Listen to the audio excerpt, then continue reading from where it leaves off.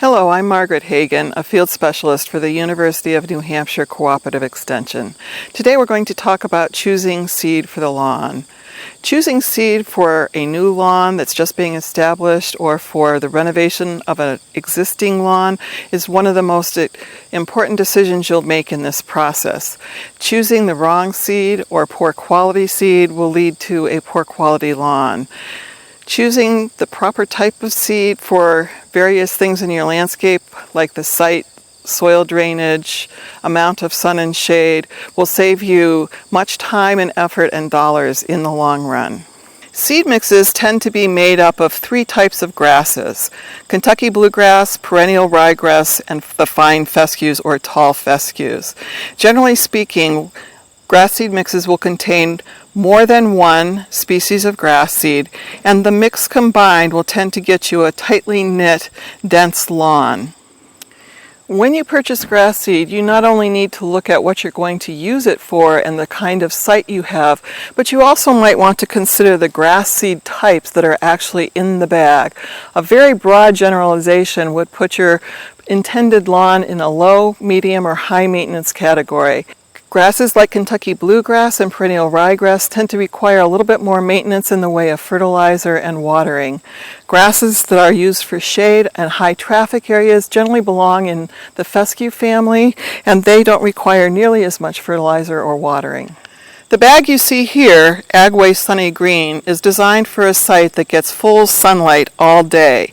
The seed mix contains about 75% Kentucky bluegrass, which does very well in full sun, about 15% fine fescues, and the remainder is perennial ryegrass. Mixes of seed tend to knit your entire lawn together, and if you have problems with insects or disease, usually only one species will be affected. This Blue Seal lawn seed mix for shady areas that you're seeing here is comprised more than 50% of fescues. Fescues do really well in shady areas. About 25% of the mix is perennial rye, and the remainder is Kentucky bluegrass.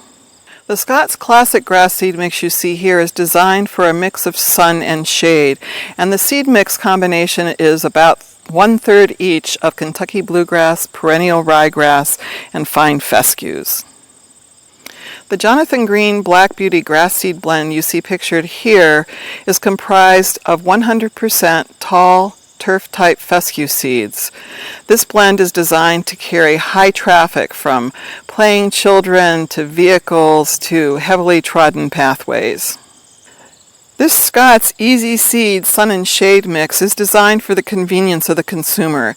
It contains the seed, mulch, and fertilizer, all designed to help get that patched area up and growing quickly. The seed mix is comprised of about equal parts of Kentucky bluegrass, fine fescues, and perennial ryegrass. The seed labeler tag provides valuable information you'll need to select high-quality grass seed and should be read before you make a purchase. It's often found on the back of the bag. By federal law, the following information must be included: the name and address of the label, the cultivars. The simplest tip is to look for cultivars or cultivated variety names. Named cultivars have superior characteristics not found in the common types. For example, don't look only for creeping red fescue, but for a named variety like boreal creeping red fescue. Named varieties are more likely to survive and thrive under stressful conditions. Purity, the percent by weight of the particular cultivar seed. Germination, the percent of pure seed that germinates under ideal conditions. Simple guidelines are never to purchase seed with less than 70% germination. A higher germination percentage is better. Crop is the seed of any other commercially grown grass crop. Crop could include grasses such as orchard grass, timothy, clover, or bent grass. High-quality turfgrass seed should contain no other crop seed, or at the most 1%. Weeds, the percent by weight of weed seed. This is any seed that is not pure or crop seed. Ideally, seed should contain no weed seed, but some weed seed always seems to find its way through the screening process, so look for a value less than 1%. Inert materials are the percent by weight of materials other than seed. This might include chaff, corn cobs, sand, or soil. Look for a value of less than 4%. Noxious weeds.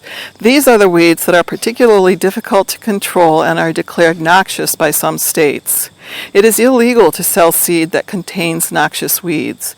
If noxious weeds are present, they may be listed by name. The date tested. This is the date the seed was tested. Look for seed that was tested within the previous 12 months. Grass seed that is older than 12 months tends to have a lower germination rate.